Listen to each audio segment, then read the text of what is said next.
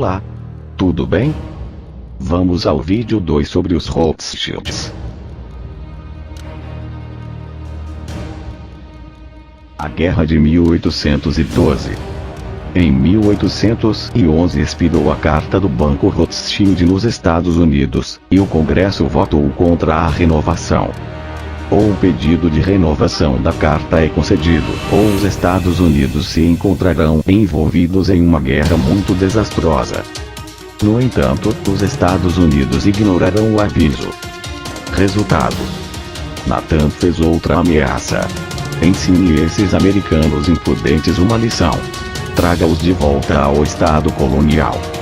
Em 1812, sob a diretiva de Nathan Mayer e apoiada pela riqueza Rothschild, os britânicos declararam guerra aos Estados Unidos. O objetivo era fazer com que os Estados Unidos acumulassem uma enorme quantidade de dívida lutando contra a guerra, o que os levaria a se renderem às vontades dos Rothschilds. Assim a família poderia renovar a Carta do First Bank dos Estados Unidos.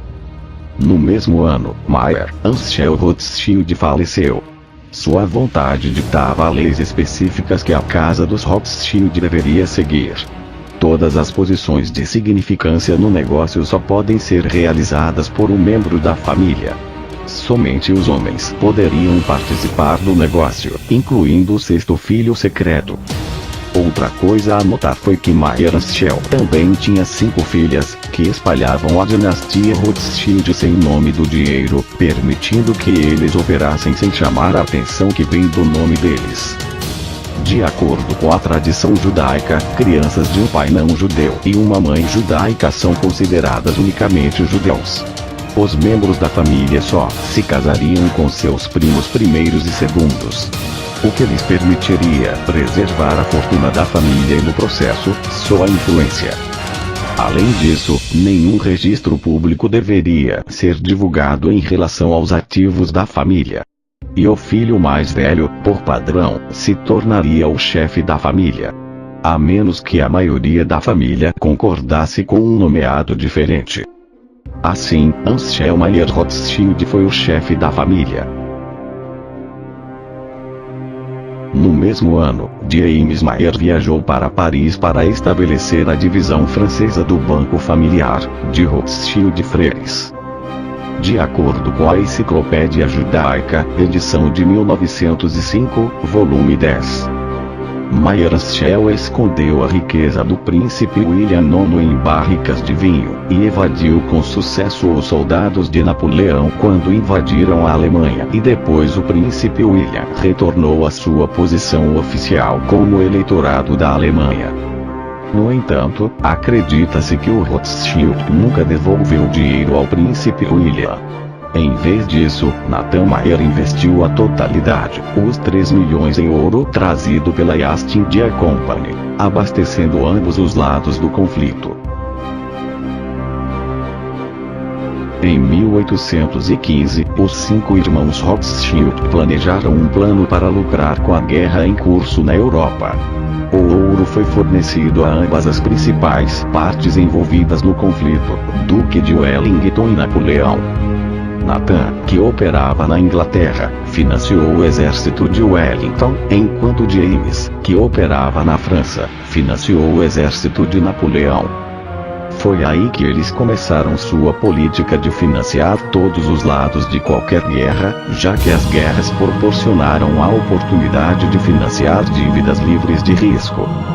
A família usou seu sistema bancário sem precedentes, que se espalhou por toda a Europa e criou uma rede de rotas secretas incomparáveis no serviço postal. Isso permitiu que eles adquirissem informações vitais antes de se tornar público, e manter a vantagem em todos os eventos atuais. Além disso, devido à sua influência, seus mensageiros eram as únicas pessoas que permitiam ignorar os bloqueios ingleses e franceses com facilidade. Isso permitiu que Nathan Mayer fosse informado sobre o estado da guerra antes de qualquer um, e usasse essa informação para acumular riqueza sem precedentes na bolsa de valores. Por exemplo, Nathan estava ciente do resultado da Batalha de Waterloo um dia inteiro antes do próprio Wellington.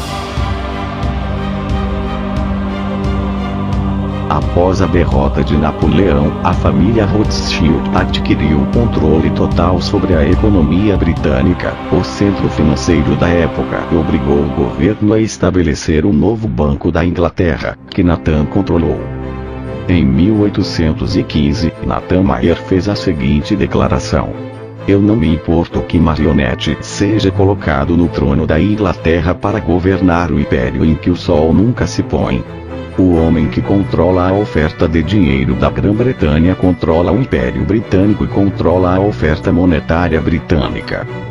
Ele continuou a se gabar de que, nos 17 anos mais magros, ele passou na Inglaterra. Ele multiplicou o capital de 20.000 euros que lhe foi dado por seu pai, por cerca de 2.500 vezes, algo em torno de 50 milhões de euros. A família Rothschild usou sua influência sobre o Banco da Inglaterra para substituir o sistema anterior de envio de ouro físico e introduziu o sistema de débitos e créditos de derivativos ou papelos. É assim que nasceu o sistema bancário que conhecemos hoje. No final do século XIX, o período conhecido como Idade dos Rothschilds, a família controlava cerca de metade da riqueza mundial. O Concerto da Europa, o nome dado à série de encontros internacionais realizados no Congresso de Viena, foi estabelecido no ano de 1814 e serviu como uma ferramenta para os Rothschilds exercerem controle total sobre o mundo civilizado. Uma vez que a maioria das potências europeias estava em dívida com os Rothschilds, o Congresso era uma forma de alavancar a dívida para influenciar a política internacional. No entanto, os russos ainda não sucumbiram à vontade do Rothschild e isso frustrou seu plano. Enfurecido, Nathan Mayer jurou que ele e os seus descendentes destruiriam a família do Tsar Alexander, o que provou ser verdade quando cerca de um século depois, Rothschild financiou o movimento bolchevique, que de fato atuou na promessa. No final da década de 1840, James Mayer usou sua influência para conquistar o contrato para a primeira linha ferroviária principal na França. Foi nomeado Chemin de Fer do Norte, que mais tarde foi conectado à rede ferroviária austríaca, construída por Solomon Mayer. O envolvimento da família na rede de transportes da Europa aumentou substancialmente o seu poder, controlando o dinheiro, os metais preciosos e o transporte de todo o continente. Em 1847, o filho de Nathan, Lionel Rothschild, foi eleito para o assento parlamentar da cidade de Londres. Naquela época, havia um requisito para que todos os parlamentares fizessem um juramento como cristão, que foi recusado por Lionel.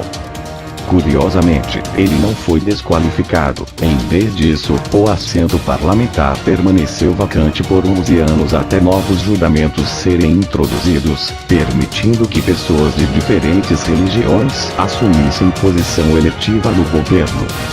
Por 11 anos, os eleitores que votaram em Lionel não tiveram representação no parlamento.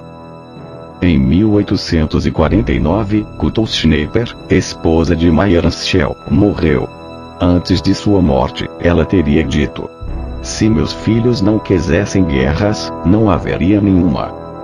Em 1852, a N.M. Rothschild Sons começou a refinar ouro e prata para sua rede bancária e outros clientes em todo o mundo. Um ano depois, Nathaniel Rothschild, filho de Nathan, fez o primeiro investimento da família na indústria do vinho. Em 1858, Lionel Rothschild se torna o primeiro judeu a se tornar um membro do parlamento britânico. 3 anos depois, em 1861, os Estados Unidos estavam envolvidos em uma guerra civil e os fundos eram necessários para combater os Estados do Sul. Desde então, o presidente Jackson expulsou o Banco Central controlado pelos Rothschilds. Sua influência permaneceu na forma de bancos privados quebrados em todo o país. Quando o presidente Lincoln se aproximou dos bancos por um empréstimo, ele recebeu dinheiro em taxas de juros escandalosamente grandes, o que significaria que o país estava na dívida dos Rothschilds por décadas. Como resultado, o presidente Lincoln introduziu a primeira moeda em papel do país, o dólar, que não era apoiado por nada além da credibilidade do governo dos Estados Unidos. Isso permitiu que Lincoln financiasse a guerra civil, abolisse a escravidão, infundisse fundos tão necessários sem aumentar a dívida e, o mais importante, revolucionou a economia dos Estados Unidos. No mesmo ano, The Times de Londres publicou uma história sobre a iniciativa dos Estados Unidos.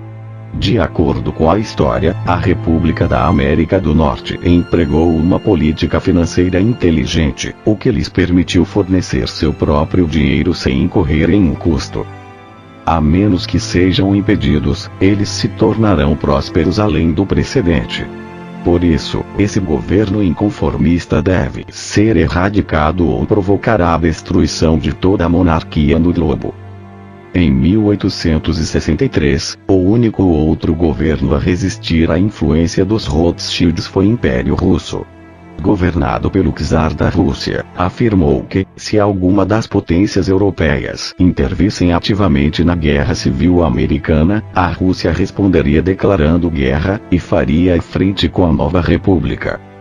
A afirmação do czar foi fundamentada quando parte da frota russa do Pacífico foi enviada para Nova York e São Francisco, impedindo os Rothschilds de se intrometerem nos assuntos dos Estados Unidos. Durante 1865, o presidente Lincoln deu a seguinte declaração ao Congresso: "Eu tenho dois grandes inimigos, o Exército do Sul na minha frente e as instituições financeiras na parte traseira. Dos dois, o que está na minha retaguarda é o meu maior inimigo." Ele foi assassinado na ordem dos Rothschilds no mesmo ano e o mito do assassino solitário nasceu. Este modo operante foi empregado desde então pelos Rothschilds para eliminar aqueles que se opuseram a eles. Jacob Schiff, outro Rothschild, foi enviado para os Estados Unidos, depois de se formar no Banco de Londres para aumentar a influência da família nos Estados Unidos. Seu principal objetivo era estabelecer um ramo bancário da dinastia bancária Rothschild, em última instância, tomar o controle da oferta monetária dos Estados Unidos. Espera-se que os objetivos secundários incluam pesquisar profissionais dispostos a promover as agendas dos Illuminati e colocá-los em posições influentes no governo federal, Supremo Tribunal, Congresso e todas as outras agências federais importantes. Criando desordem no país, incitando conflitos entre os grupos minoritários do país, como as comunidades afro-americanas. E por fim, criando um movimento contra a religião principal no país, ou seja, o cristianismo. Em 1868, James Mayer Rothschild morreu, tornando-o o último dos filhos de Mayer, Ansel Rothschild, a partir, deixando todo um continente com os caprichos de uma família, enquanto seus influentes cresciam constantemente em todo o mundo.